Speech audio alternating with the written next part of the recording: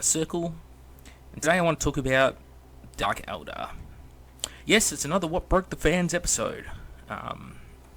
Following very closely behind our look at Chaos Codex one last time. Boy, what broke the fans? I just want to make a quick point before I start the actual episode that What Broke the Fans as a series is not a literal thing, it's just a catchy title.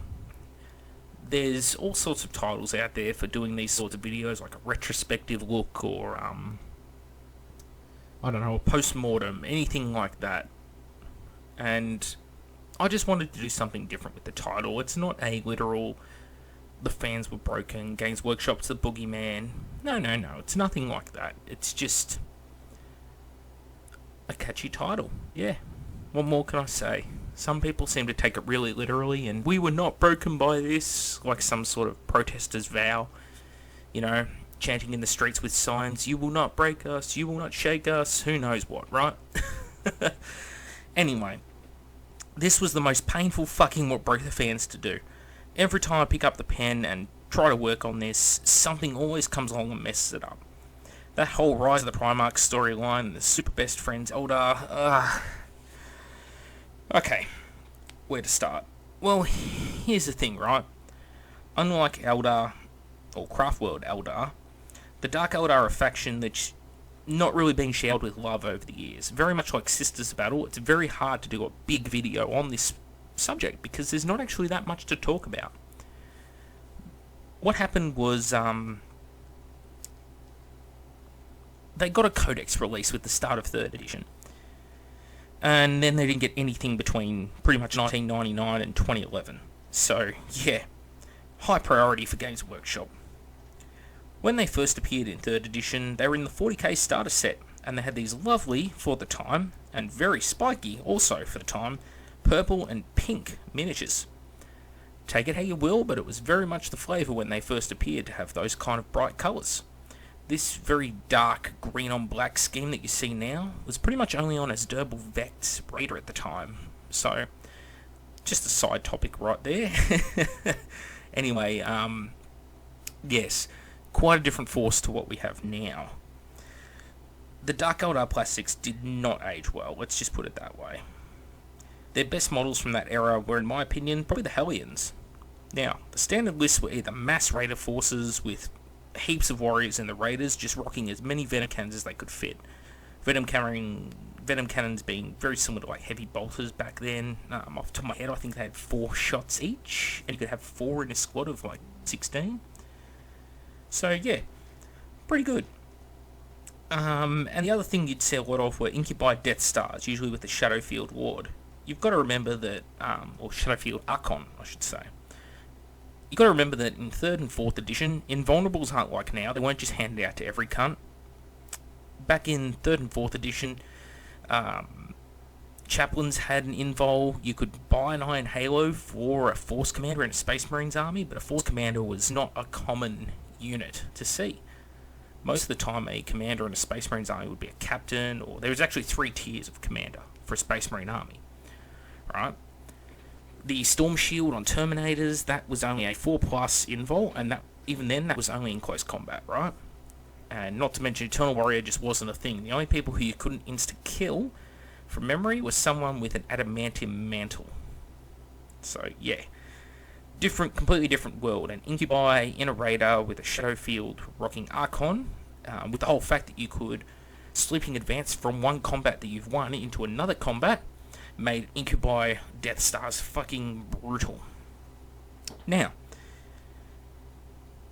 this had a problem because they stagnated for 10 years. Yeah, 10 years. In fact, it was more. It was about 12, right? From when we first saw the Dark Eldar to when they finally got updated. But we call it 10 years because there's a bit of leeway in there. Now, obviously, at the end of that 10-year period, we had 5th edition. And in 5th edition, they came very late. But the Dark Eldar dominated. There was a good 4 to 6 months where they were to be absolutely feared. They were nigh uncatchable. Their vehicles were an absolute pain to hurt because of flicker fields combined with jinx saves. They had a lot of special characters. although most sculpts didn't exist beyond Lilith, Vect, and Drazah, which were all 3rd edition sculpts. But Urian got a sweet new miniature. It was nice, it was creepy, and pretty much every unit got an actual update. Just don't look at Beastmasters and Mandrakes. Mandrakes have never been nice in any iteration. Anyway, in 5th edition, the overall list revolved around Venom spam and as few miniatures as possible, and as many special weapons as possible, mounted in those squads, which were then mounted in things like Venoms or Raiders. These lists were, well, let's just say this arse piss was just too strong. Dark Eldar literally were uncatchable for many enemies. They put out severe and punishing firepower, and they were very tanky, believe it or not. Even though they were only armor 10, there was no hull points at this time. They had a brilliant cover save system. They were hard to hit thanks to flicker fields, and yeah, they dominated at that end of the meta. I mean, this is an army that could go toe-to-toe with things like Drago Wing and armies like that. It just didn't have the firepower required to put down Drago Wing in many instances. Anyway, what went wrong? First of all, 6th edition. See, the general nerfs to vehicles meant that a Kenny general could actually catch their vehicles now. On top of that, Overwatch, especially Flamers, neutered their assaults completely. Hull points on their vehicles were just meant that so many vehicles with 2 hull points and armor 10 were just very easily killed, where before they would have been shaken or stunned. And now, when they are shaken and stunned, it actually also applies to the crew, which makes them quite glassy. Second thing that happened to them, Codex fucking Eldar. All of a sudden, the Craft World Eldar have stronger tanks, stronger guns, and higher fucking speeds. What the fuck was my reaction? And every Dark Eldar player I met was pissed off about it. You see, not only that, at least the fluff wasn't too bad for the Dark Eldar, right? Having survived the fluff purges instigated by Matt Ward upon things like the Necrons and, you know, the woofy woofs of the Space Wolves, the bloody bloods of the Blood Angels, you know, Kaldor Drago cutting the heart out of Mortarion and carving his name into it, or, you know, a lot of bad fluff in a lot of those 6th edition codexes. This is one that got off pretty well, with pretty well written codex. But that didn't help them in 6th edition, because first there was an allies chart that made them super best friends for life with the Eldar, and worse, they got another codex, the 7th edition. That's the third problem. 7th edition codex. When you run any Eldar faction, you basically combine all the shit together into one big mess now. AKA Warhammer End Time solution to the Malekith storyline. You don't play Eldar as a craft world or Dark Eldar as a separate faction anymore. Instead, you have to run this bastardized, hybridized army with a sprinkle of whatever takes your fancy. Sure, you can mono-build the force, right? Mono-theme it to one particular type of warriors, like Aspects in Craft Worlds or Dark Eldar, but that's simply what you don't see. Instead, what happens is people go out and they pick units to plug every single flaw and gap in their force. Where Dark Eldar were once glass cannons, now you can buff them with Farseers, add some sticking power with Wraith units, have bulk Harlequins for the juicy AP2 auto wounds on 6s to hits, scatter jet bikes for troops. Why not? This is a problem, because the faction identity has become muddied. By having just Battle Brothers and stupid formations, it paints the alliance of Craftworld and Dark Eldar as a desperate, instead of being a desperate affair, as a natural occurrence in my mind. Now, I'm no expert, right? But having read a fair few 40k novels, such as things like Shadowpoint, things like that, the Dark Eldar are pure fucking evil. They're what the Eldar were before the fall. 1 minute to midnight, right? Right before Slanesh. They're insatiable, scheming. They bicker among themselves. They torture and raid for fun. They live in a dog-eat-dog society so sickening that if Cersei from Game of Thrones lived in Comera, she would likely have died in episode fucking 1 of the Dark Eldar TV series. Now, when you ally this in with craft worlds and have it combined with them in formations, you're allying with someone who has entirely different fucking values. Like when you see feminists allying with radical Islamists, it makes no fucking sense.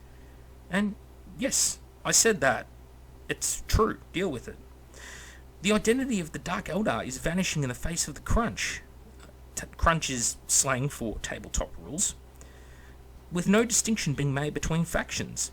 At least when Khorne and Slaaneshi units share a book together, they can't join each other's units, right? They even eye each other off from across the board. Eldar and Dark Eldar? No, they skip merrily into battle with one another. Now, ignoring those points, if you will, a big thing that pisses off a lot of Dark Eldar players, the Lost and the Damned. And no, I'm not talking about a really cool long dead army list from 3rd edition. I'm talking about the fucking hack job performed on the Dark Eldar special characters. As Vect, who had a fucking model, the big bad. Yeah, no, gone. Ultramarines, one fucking faction in the Space Marines. They've got Karis Sicarius, Tigurius, Marnius Kelgar, Sergeant Kronos, and even fucking Rabute Gilliman now. The Dark Eldar, they can't even have their oldest and most renowned character. Seriously, what the fuck? This guy is responsible for 9 out of 10 things that happen in their society. He just instigates it all like a fucking puppet master. He's central to the plotline for them.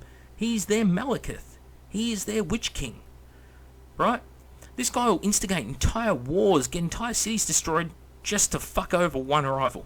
That's the kind of guy he is. And he's key to so many plotlines, and you're told you can't have him. And he had a fucking model. But yeah, you can't have him. No more as Vect. You'd have plenty of fucking Harlequins, though. Oh, ally in those Craftworld Eldar, too. Because why not? Lady Melees. Yeah, never did it for me. Corella the Vile didn't do it for me. But none of these characters deserve to go. Lord Hellion, Baron Sithanax. He was once a huge part of the 5th Ed meta. He's gone too. Kritikar the Decapitator.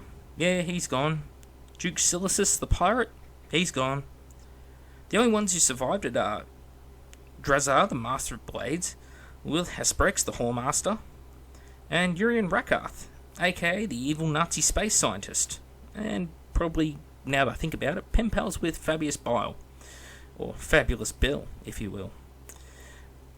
I've never liked how they handle mad scientists in 40k, just as a side point, but I've always loved the idea of them, because it makes perfect sense that in something so grimdark and fucked up as 40k, that there would be these crazy scientists, right? Anyway, name me one Dark Eldar player who's actually happy with the changes.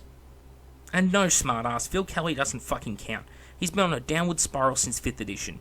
He's coasting along on 4th ed cred, and the fact that he isn't Matt Ward. Here we are. We're at the end of the video. We need to sum it up, right? The things that actually harmed the Dark Eldar were 12 years without a Codex, only a few months of actually having a top tier Codex, being smashed out of the top tier entirely thanks to 6th edition, having their faction defining crunch of speed and hitting power just stolen outright by the Craftworld Eldar, who also happen to be more survivable, losing their individual faction identity by being forcefully merged with the craft worlds in the crunch. And again, crunch being the rules on the table as opposed to the fluff. Losing their best and most beloved characters on a whim from Games Workshop with no new models in sight. Are they in the worst place? No, not at all. Their faction's actually quite playable. However, they do suffer from the chaos and tyrannid problem of being forced into very specific builds. Unless they are willing to ally or use formations. Now, they at least have mostly good sculpts across the entire range, being only a couple of years old compared to things like Orcs, Nids and Chaos, who are an eclectic mix of units from 2nd and 7th Ed. They even have an excellent box set in the form of the Gangs of Comera board game, as well as their Get Started box. But here's the thing. If you ask any Dark Eldar player, and I'm certain of this, right? They won't give you glowing appraisal of the army.